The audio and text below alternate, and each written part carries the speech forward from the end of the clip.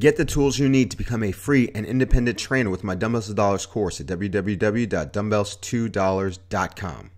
How you doing, everybody? Jonathan here, and in this video and in 10 minutes or less, your original Fit Boss is going to give you an overview of nutrition, because I understand that the information that you find in your personal training manuals don't instill you with enough confidence to speak about nutrition, and it's hurting your ability to help your clients see their goals as it relates to fat loss or weight loss. Now, if you happen to be a layperson just stumbling upon this channel, welcome. I guarantee you that the information is going to be helpful for you. Just deal with me because I speak kind of fast. So let's jump into it.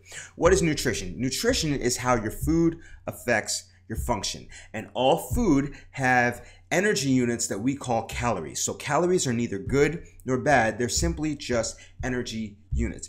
Now, each food has some combination of macronutrients: carbohydrates, proteins, and fats, and very few foods, if any, are all of one macronutrient. So for example, avocado is like 76% fat, 16% carbohydrates, and 5% protein. But each macronutrient has a job, and although it's more extensive than I'm going to explain, for the sake of simplicity, we're going to say that in this Western culture, our carbohydrates are going to be our main source of energy and fiber intake. Fats is going to be our secondary source of energy, and they help for hormone regulation, and protein is going to help to build and maintain tissue, including but not limited to muscle. All right. Now, two of these macronutrients are essential. We have a need for essential nutrients, which are nutrients that our body cannot produce on its own. So we need essential amino acids, and amino acids are the building blocks of protein. So we have essential proteins,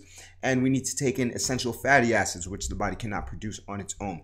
So we technically do not need carbohydrates. That is not an essential nutrient, because when you think about it, the body can actually convert fat into glucose, but that's way beyond the scope of this. It's called gluconeogenesis, but we're going to keep it simple. All right, so we have two essential macronutrients, the fat and the protein. Now, beyond macronutrients, food has a quality score, and that's determined by its micronutrient density. And micronutrients are essentially the abundance of vitamins and minerals within a certain food, despite its macronutrient. That's why a food like broccoli, which is near 100% carbohydrates, is going to be better for you than bread, which is also near 100% carbohydrates, but is much less nutrient dense naturally. All right, so we're going to break down each of the macronutrients, talk about why people take it in, how people take it in, and debunk some of the false ideas that we have about it. Let's start off with protein, because everybody wants to go on a high protein diet. Everybody's mystified by vegetarians. And as I did mention, protein is going to be the building block for tissues, and that's going to be great. We usually get our protein in the Western culture from animal protein. And the main reason why we're getting protein is that we're getting protein from what the animal eats. All right. So we get complete proteins by having animal proteins, chicken, beef, fish, whatever the case may be. But vegetarians are still getting protein in their system because, as I mentioned, we're getting our protein from what the animal eats. The animal eats greens and vegetables. And if you have enough vegetables, then you can meet your protein requirements just as easily. The problem is no one vegetable is going to be a complete protein, so you have to have a broader and a larger amount of vegetables. So really, animal proteins are an issue of taste and convenience, but that doesn't necessarily mean that it's the most efficient and healthiest, because when you factor in the amount of hormones that are put into the animals to mass produce them, then you can kind of get into some shaky water. So vegetables are actually going to be a great option for you for protein. And if you want to incorporate highest quality animal proteins, grass-fed or wild-caught beef and or fish or chicken, then that's going to be your best bet. Now let's talk about fat, which for a long period of time was demonized, as it was the main culprit in most people's minds for metabolic disease. Now we have our saturated fat, our unsaturated fat, and we have our trans fat. So avocados, olive oils, omega-7s and 9s, aka oleic acid, is going to be great for you. And you also need omega-3 fatty acids, which you can find in your fish oils and also in your eggs. But you don't want to cook with, for instance, olive oils in high heat, because they can become rancid. And that's where a plant-based saturated fat like coconut or coconut oil is going to be a better option for you. And what you want to stay away from is going to be the trans fat. And that's essentially a polyunsaturated fat with a hydrogen atom added to it so that it becomes solid.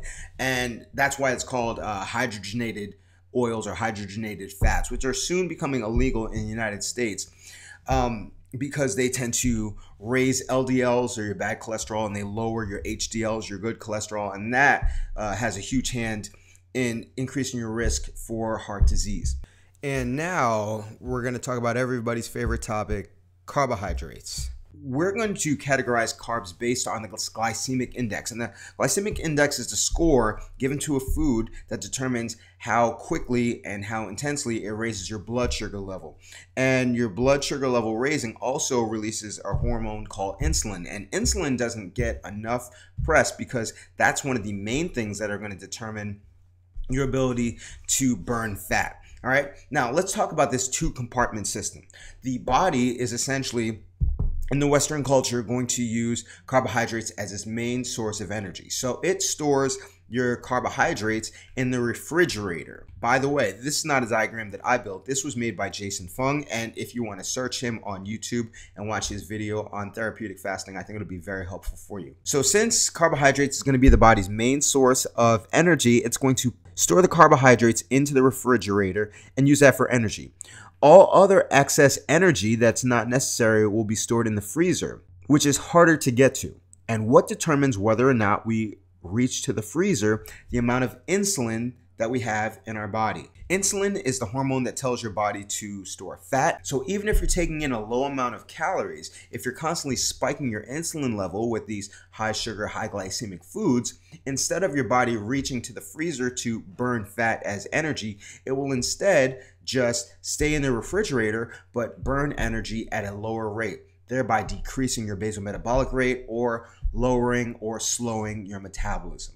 So anytime you overconsume carbs, proteins, or fats, they can be converted into fat and stored as energy. And as long as you keep spiking your insulin level, it's going to be very hard for your body to burn your stored fat. So that's about it. I didn't want to overwhelm you with a lot of information, but I think I've kind of piqued your interest on what you need to know as it relates to nutrition. Now, if you're a trainer and you're looking for a way to coach people, you have the information on how do you apply it as a coach, I definitely recommend that you check out my Dumbbells to Dollars course, because in addition to teaching you how to coach nutrition and run fat loss contests, that course is also going to teach you how to train better, how to run your business better, how to promote your business better, and how to actually get clients. If you're a layperson that just happened to run into this video, then you might be better off just by getting my ebook, my Nutrition Reset ebook, which will further break down what you're supposed to eat, why you're supposed to eat it, what food you should stay away from. It will include accountability tools. I'll throw in a couple of workouts, and I guarantee it's going to be helpful for you. But I thank you for watching this video. This is a lot of information to digest, but I hope that I've made nutrition a little bit easier for you. Insulin is going to be the name of the game, so make sure to keep track of that. And if you're a trainer, make sure to subscribe to this channel, as I'll make more videos to make sure that you're successful. So thank you for watching this video. I'll make a new one soon, and as always, remember to eat healthy, hydrate, drive safe, stress levels all get rest, don't slap anybody, love your clients, say I love you back. I'll see y'all tomorrow or the next day, and you have a good one.